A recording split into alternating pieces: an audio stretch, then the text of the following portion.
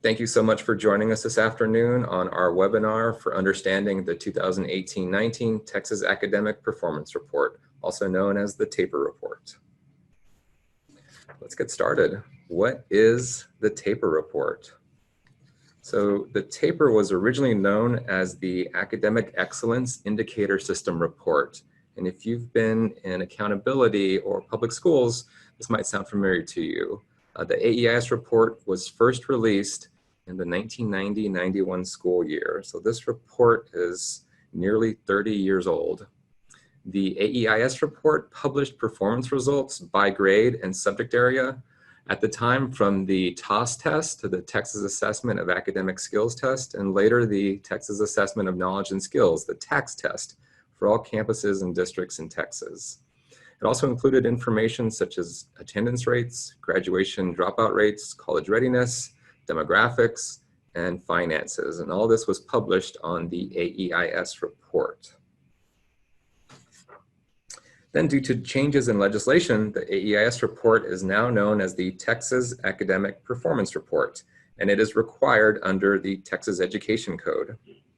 The TAPR must include various data points as specified in the Texas Education Code, and those highlights can include performance on accountability indicators, like for domains 1, 2, and 3, the data by the STAR test, graduation plans, SAT, ACT results, the performance of prior year non-proficient students, dual language, demographic information, such as student profile information, and Texas Institution of Higher Education, IHE outcomes. So just a reminder that TAPR is an information-only report. It includes data collected by the agency from the previous school year and made available as a comprehensive information-only report. The TAPR is pretty well known, partly because the Education Code requires the District Board of Trustees, to publish an annual report that includes the PDF TAPR and other information. So the Texas Education Code requires the district's Board of Trustees to publish an annual report. Some of that data includes the TAPR report as well as other information. That information is going to be listed on our TAPR guidelines document, and that will be released on the public website starting tomorrow. So the PDF TAPR comprises the main part of the district's required annual report. It must be published in the same format as provided by TEA. Additionally, each district's board must hold a public hearing to discuss the annual report within 90 days of receiving the PDF version of the TAPR. The winter break is not included within those 90 days. And within 2 weeks following that public meeting, the district must publish an annual report, including posting it on the district website and other public places, such as the school library. Because this year's release date coincides with the fact that several school districts are going to start their winter break, that 90-day count will begin on the first day the district returns from the winter break. So the winter break is not part of that 90 days. So there's a lot of requirements and responsibilities that districts must conform to regarding the TAPR. So in order to help districts fulfill those responsibilities about the TAPR and their annual report, the TAPR guidelines document was created to provide guidance on how to hold the public meeting, disseminate the report, what to include, answer common questions, and how to conduct that public meeting. So as a reminder, the TAPR guidelines document will be published tomorrow on the TAPR website. We'll also send out an official notification to the superintendent, and we'll also talk about this in our Friday listserv that's going to come out for performance reporting. Okay, let's talk about TAPR data sources. The primary sources of data published on the TAPR report comes from the Texas Student Data System Public Information Management System, TSDS PIMS. So what is TSDS PIMS? TSDS PIMS is the legislatively mandated set of data collected by the agency about public education, including student, staff, course, financial, and organizational information. The data is collected through electronic submissions made to the agency throughout the school year. So PEIMS data must be submitted to the agency. And in order to help manage all this information, districts typically use student information management programs. Examples of these programs include iTex, Texas, Skyward, WebSmart, Teams, PowerSchool, and eSchool Plus. Those programs assist districts with their PEIMS submission. Assessment data is provided from testing vendors such as Educational Testing Service, ETS, Pearson, ACT, the College Board, and International Baccalaureate. Post-secondary readiness and outcome data are provided by the Texas Higher Education Coordinating Board. So the agency does not create TAPR data for districts. The agency requires districts to submit this data to us, and districts and charter schools are responsible for providing accurate information to the agency and have several opportunities to confirm and correct data submitted through TSDS PEIMS, including a resubmission opportunity. TSDS PEIMS submissions are also certified as being accurate by the superintendent. So they're submitted to the agency as being accurate, but we understand that sometimes errors happen, which is why we have a resubmission opportunity. Districts have an opportunity to correct data from their first submission in the resubmission window. That resubmission is then certified again by the superintendent as being accurate. Districts and charter schools have an opportunity to confirm and correct assessment data submitted for accountability, including an assessment corrections window. Now, once the corrections or the resubmission window has passed, the data is frozen for reporting purposes because we have to report this at certain times to the government, to several other agencies. And so once we have moved on, the data is frozen. Let's talk about TAPR formats. So the scope and function of the TAPR was expanded during the 2017-18 school year. So TAPR now has two forms: an online data system that's more comprehensive and dynamic than in previous years, and a scaled back PDF or paper version. The PDF version of the TAPR includes only those major data points that are statutorily required and is designed to allow districts to fulfill their public notification requirements. All that information is listed on the TAPR guidelines. The online data system publishes indicators that are not required in statute, such as kindergarten readiness, additional student group performance on STAR, post-secondary outcomes. And this presentation focuses on navigating the online HTML data system. So the PDF or the paper version, that's really what's been around for nearly 30 years. And last year we introduced the online data system. So it includes data above and beyond what is required in statute. That's what we're going to focus on for the rest of this presentation. So in order to view the PDF version of the TAPR, this is not available at this moment, but it'll be published tomorrow. And so in order to view, for example, the PDF version, you would go to the 1819 TAPR page, and there you would first be asked what type of report you would like to view: a campus report at the campus level, a district report for the entire district, one of the 20 regional reports, or the state report. So depending on what you select, such as district, it would ask you to search for that district using the district name or the district number. And then you can type that information in, like if I'm looking for Katy ISD, I type in Katy, search for Katy ISD, and then click on the option for the PDF version of the TAPR. Once I've selected that, and I have to have Adobe Acrobat installed to view PDFs on my system, but once I select the PDF version, I'm taken, in this example, to the district's PDF version or the paper version of their TAPR report. And that report is multiple pages long and includes all the information required per the education code. To view the HTML report, I'll go back to that search page. And again, I select the level that I want, either a campus report, a district report, one of the 20 regional reports, or the state report. I search for my campus or district, and instead of clicking on PDF, Instead, I'll click on TAPR System HTML to view the HTML system version of the TAPR report. Okay, let's talk about sections within the TAPR.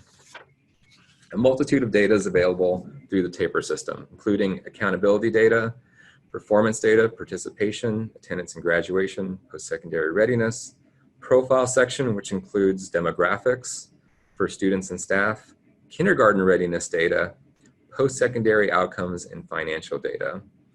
Each section within the online TAPR system includes a glossary of definitions and methodologies and all the data sources for those items found within the TAPR section. So if I'm looking, for example, at post-secondary readiness and I have a question about how CCMR is calculated, I can view that section's glossary of definitions to view the methodology, like what is included in the numerator denominator, where the data comes from in TSDS PEIMS, and how it's calculated. Each section on the online TAPR has a corresponding glossary of definitions. So for example, if I pull up an example district, I'm first taken to the section on the left-hand side for their accountability data. And this should seem familiar if you viewed the accountability webinar. I can view the overall summary for that particular district or campus and get into each of the 3 domains that they have data for student achievement, school progress, and closing the gaps. If I go to the next section for performance, I have a drop down for several different sections within performance. I see STAR performance data, and that includes the accountability student groups. I have additional student groups that are not required for accountability, such as at-risk or male and female students. We have data for these student groups, not required for accountability, but for information purposes only. And I can view that by clicking on the additional student group section, for example. I can also look at student group performance in bilingual education, or students that are not included in accountability, such as students who are very mobile. That's in the all students additional student groups section. We'll walk through this here shortly. Another section is participation, where I can look at participation counts, specifically looking at score codes of S. It does not include score codes on STAR for those students who were absent or other. Attendance and graduation has all of my 4-year, 5-year, and 6-year graduation data. Post-secondary readiness includes indicators like college, career, and military readiness. The profile section lists all of my demographic information and my enrollment counts by grade. The commissioner has approved kindergarten assessments, and I can see information on how students performed for kindergarten readiness in the KG Readiness tab. Additionally, post-secondary outcomes for students who have enrolled or continued in college. This data comes to us from the CHIRED Coordinating Board. And lastly, financial data. So what's new in the 1819 TAPR report?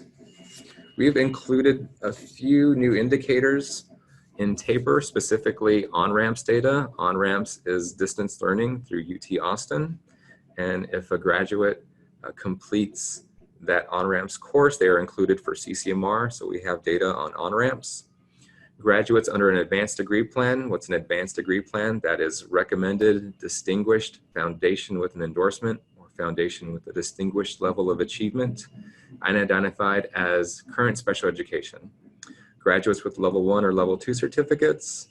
Counts of section 504 students and students with dyslexia is now in the profile section of TAPR, so you can see those counts for those students, and distinction designation data. 3 new student groups are also added: former special education students, students who are continuously enrolled, and students who are non-continuously enrolled for STAR performance and progress. We've updated the label for completion of either 9 hours or more of post-secondary credit in any subject, or 3 or more hours in ELA math to be labeled dual course credits annual graduates. Let's talk about TAPR masking. TAPR and the data downloads when you download the data into the Excel format, employ masking of performance data in order to comply with the Federal Family Educational Rights and Privacy Act, FERPA. So generally the term masking refers to the use of special symbols like an asterisk to conceal the performance results.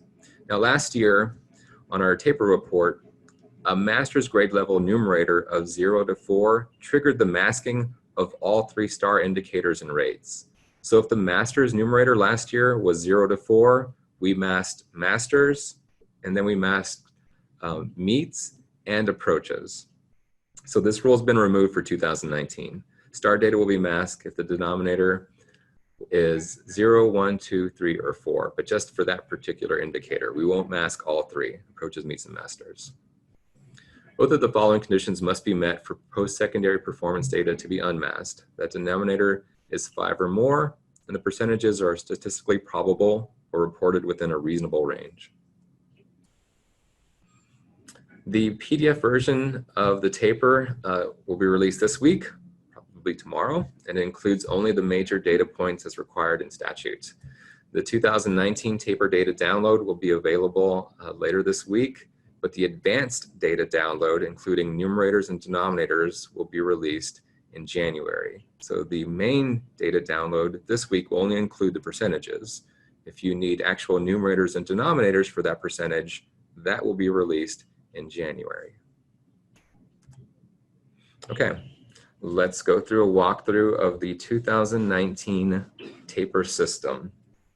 And what I'm going to do is I'm going to go to the TAPR website, and I'm going to walk you through an actual TAPR report.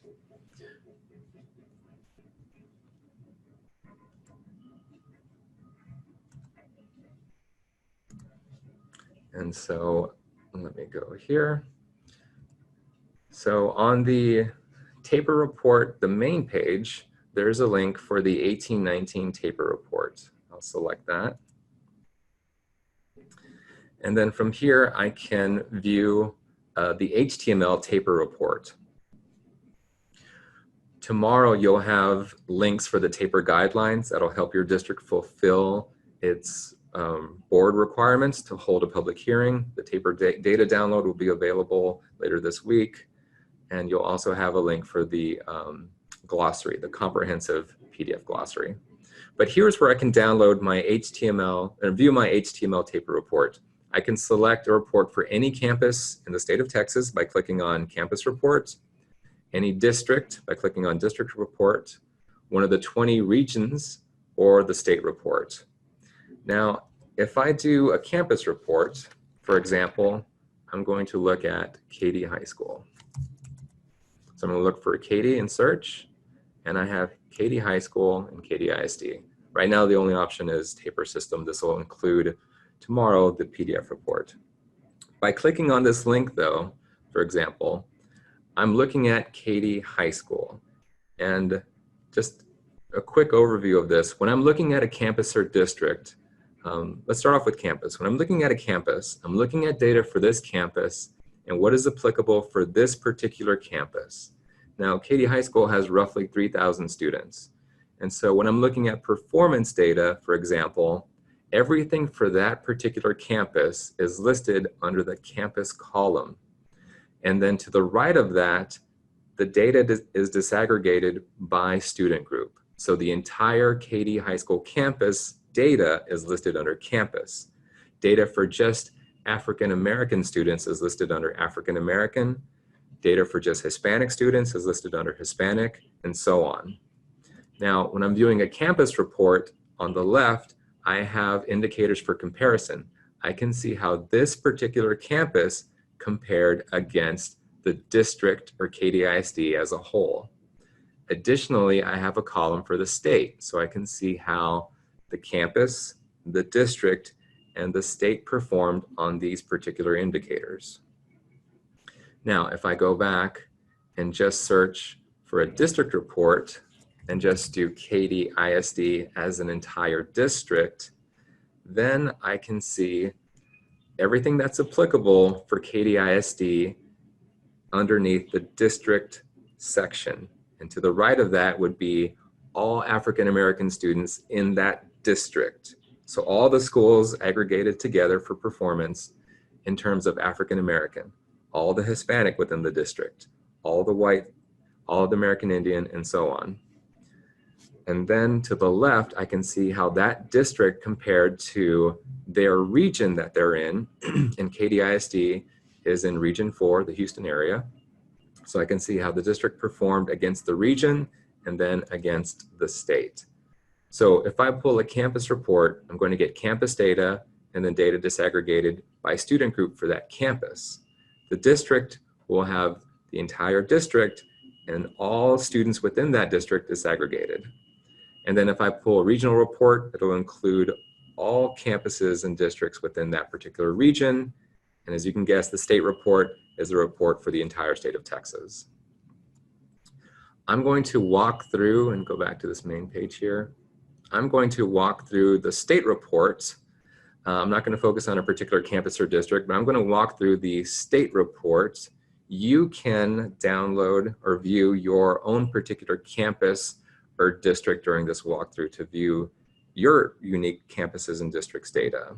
I'm going to focus just on the state report. So first off, I'm here in the state report, and this includes data for the entire state of Texas.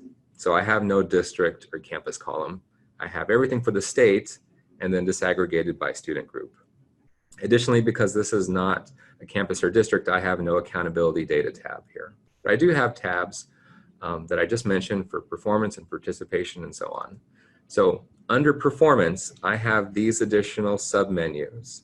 Clicking on star performance gives me a disaggregated report of every single grade level and subject area that STAR is administered at.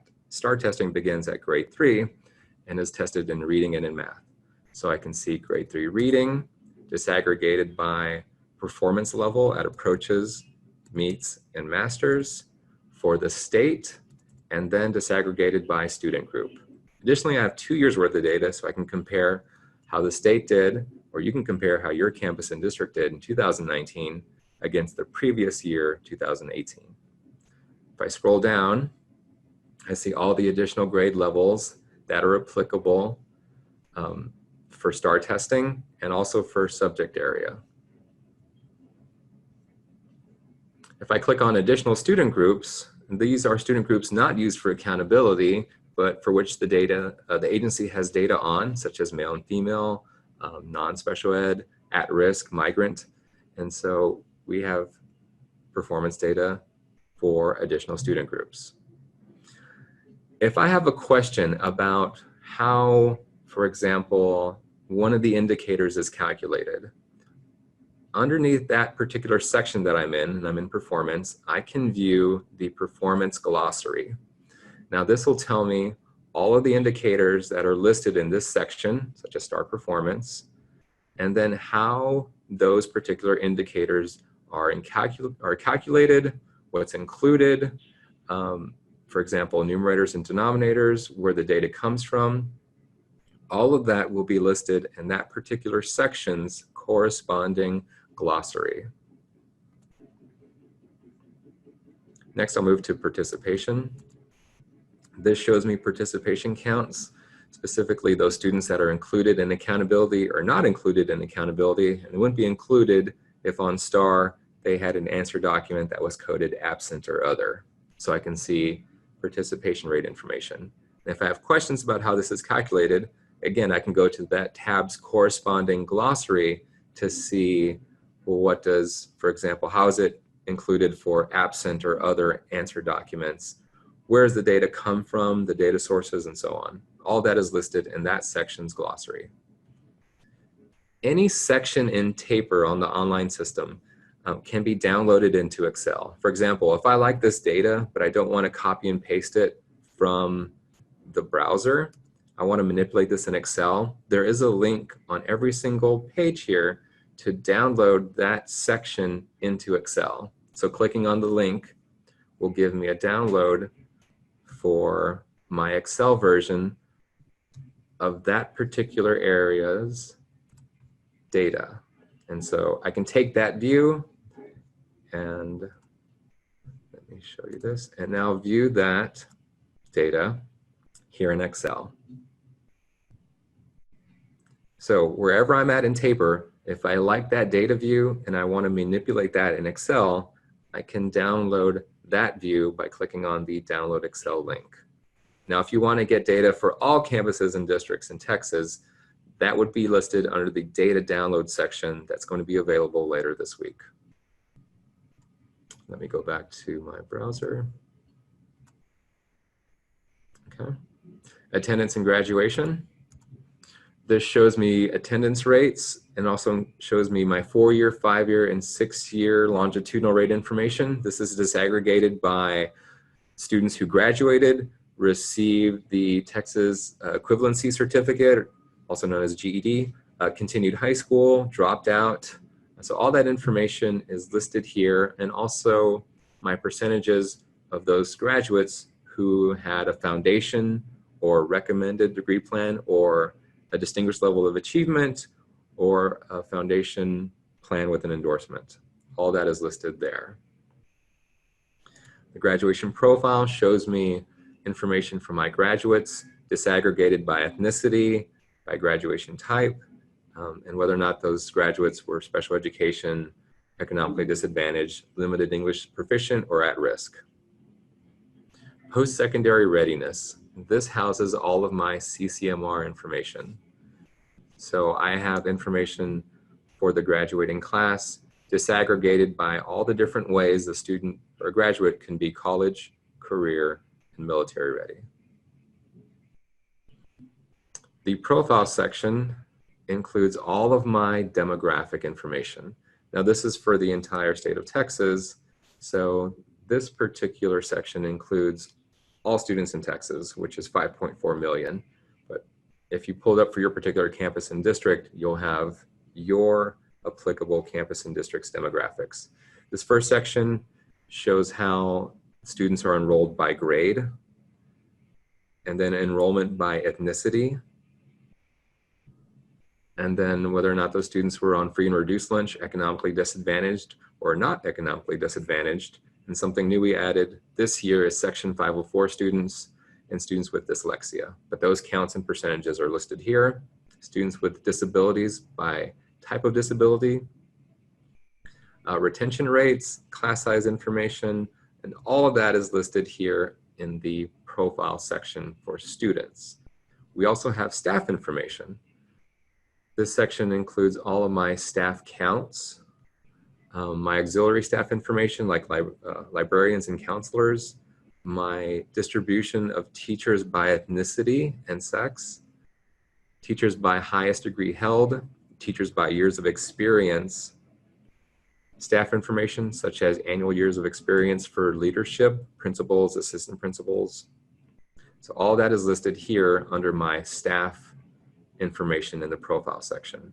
If I have questions on how these counts are calculated, I can go to the profile glossary. And again, this shows me how we calculate, for example, economically disadvantaged, English learners, where the data comes from in PEIMS, who's included for some of these counts. All of that is listed in the profile glossary in the profile section in TAPR. Kindergarten readiness, all of the kindergarten readiness information based on kindergarten assessments that are approved by the commissioner. Post-secondary outcomes. This includes outcomes for previous year's graduates for that particular campus or district. This is for the state. And this information comes to us for the Higher Education Coordinating Board. But this tells us whether or not students continued in college, were not found in college, earned a certificate, or graduated within 2 years or 4 years after they left school. Lastly, our financial data that we have has all of the financial counts for that particular campus or district. For the state, we can see funds disaggregated by fund balances, by disbursements, by expenditures such as transportation, food service, extracurricular. All that would be listed here in the profile section. Again, If I'm working in a particular view and I want to download this data, I'll click on the Download Excel link to get a download of that particular view. I'm not going to walk through all of the indicators in TAPR because that would take the entire day, but all of this information is listed on our profile, on our corresponding glossaries as to how each indicator is calculated, the data source, and specifically how we define that particular indicator. And all that is listed here on the TAPR HTML system. Going back to our TAPR page,